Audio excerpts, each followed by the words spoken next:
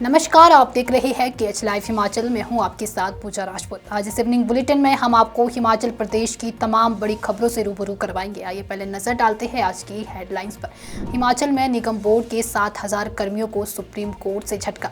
शहरी क्षेत्रों के कम छात्र संख्या वाले स्कूल होंगे मर्ज। खेल कैलेंडर में भी बदलाव। अंतर्राष्ट्रीय ड्रग रैकेट का भंडाफोड़। दुबई से हो रहा था ऑपरेट। 3 करोड़ की संपत्ति जब्त। बिना नक्शा पास भवन मालिकों को लौटानी होगी बिजली सब्सिडी। हिमाचल के सरकारी स्कूलों में शिक्षकों पर भी लागू हुआ ड्रेस कोड। चंडीगढ़ में हिमाचल के युवक की हत्या। 12 घंटे में 2 नाबालिग आरोपी गिरफ्तार। हिमाचल में 2 दिन भारी बारिश, अंधड़ और ओलावृष्टि का अलर्ट।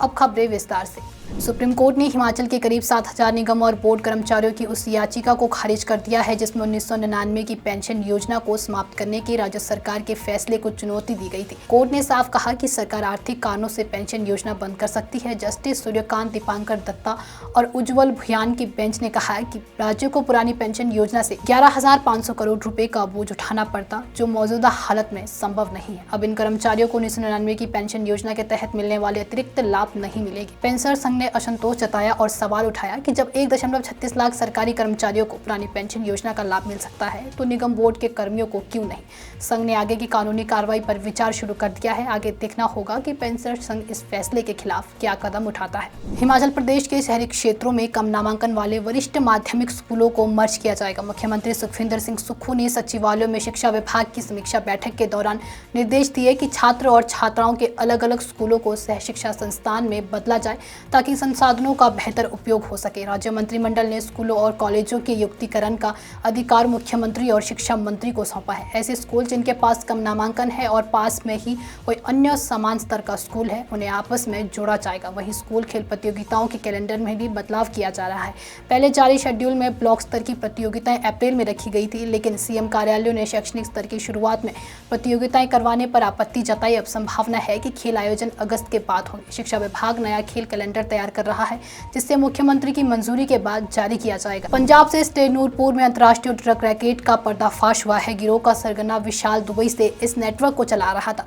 पुलिस ने अब तक करीब 3 करोड़ रुपए के चल अचल संपत्ति को जब्त की है। नूरपुर पुलिस ने पिछले 9 दिनों में 6 आरोपियों को गिरफ्तार किया है। इनके पास से 1 किलो 92.93 ग्राम सोना, वहीं 99.45 ग्राम चांदी, 1 करोड़ 19 लाख 90 हजार रुपए नकद और अन्य दस्तावेज बरामद किए हैं। साथ ही 4 बैंक खातों में जमा 52 लाख रुपए भी सीज किए गए हैं। पूछताछ में सामने आया कि तस्करी से अर्जित धन संपत्ति को छुपा कर रखा गया था।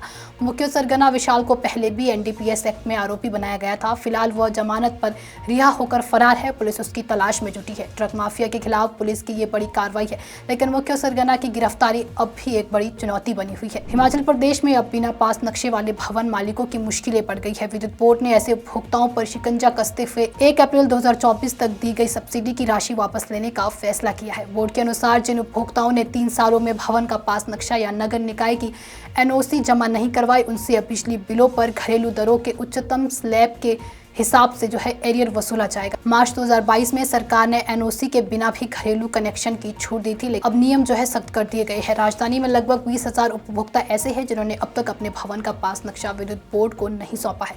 वहीं वित्त वर्ष 2025 और 26 के लिए बिजली की दरों में 35 पैसे प्रति यूनिट की कटौती भी की गई है। अब घरेलू उपभोक्ताओं के लिए नई अधिकतम दर 5.90 रुपए प्रति यूनिट तय की गई है। हिमाचल प्रदेश के सरकारी स्कूलों में अब शिक्षक जींस टी शर्ट और रंग बिरंगे भड़कीले कपड़े पहनकर नहीं आ सकेंगे। शिक्षा विभाग ने शिक्षकों के लिए ड्रेस कोड को लेकर नए दिशा निर्देश जारी किए हैं। हालांकि यह ड्रेस कोड अनिवार्य नहीं है, लेकिन स्कूलों को इसे स्वेच्छा से लागू करने का सुझाव दिया गया है।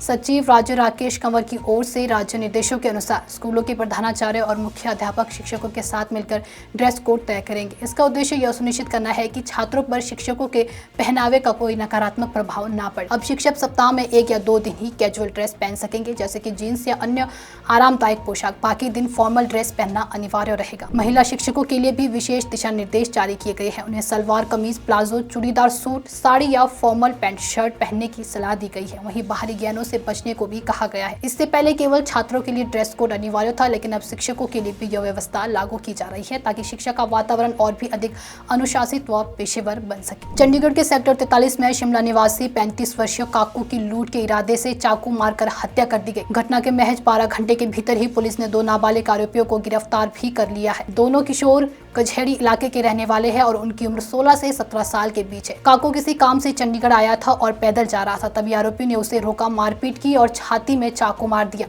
हमले के बाद दोनों आरोपी 180 रुपए और मोबाइल फोन लेकर फरार हो गए। पुलिस ने सीसीटीवी फुटेज की मदद से आरोपी की पहचान कर उन्हें कझेड़ी में एक स्कूल के पास से गिरफ्तार कर लिया है। उनके पास से हत्या में इस्तेमाल चाकू और लूटा गया मोबाइल भी बरामद हुआ है। हिमाचल प्रदेश में मौसम का मिजाज बिगड़ गया है। 18 अप्रैल यानी आज रात से 21 अप्रैल तक प्रदेश के कई हिस्सों में भारी बारिश, बर्फबारी, अंधड़ और ओलावृष्टि का अनुमान है। शिमला मौसम विज्ञान केंद्र ने 19 अप्रैल तक चंबा, कांगड़ा, कुल्लू, मंडी, सोलन, सिरमौर और शिमला जिलों के लिए ऑरेंज अलर्ट जारी किया है। तेज हवाएं 50 से 70 किलोमीटर प्रति घंटे की रफ्तार से चल सकती है। वहीं 20 अप्रैल को हवाओं की रफ्तार कुछ कम होकर 30 से 50 किलोमीटर प्रति घंटे रहने की संभावना है। तापमान में गिरावट का भी पूर्वानुमान जताया गया है। अगले कुछ दिनों में न्यूनतम तापमान में 2 से 5 डिग्री सेल्सियस की गिरावट आएगी, जबकि अधिकतम तापमान में 4 से 6 डिग्री सेल्सियस की कमी हो सकती है। 23 अप्रैल से मौसम के साफ होने की संभावना जताई गई है। वहीं लोगों को सतर्क रहने और अनावश्यक यात्रा से बचने की सलाह भी दी गई है। तो ये थी प्रदेश की कुछ तमाम बड़ी खबरें। अगर आपको वीडियो पसंद आई हो तो वीडियो को लाइक, कमेंट, शेयर और हमारे Facebook page KH live Himachal को फॉलो अवश्य करें। धन्यवाद।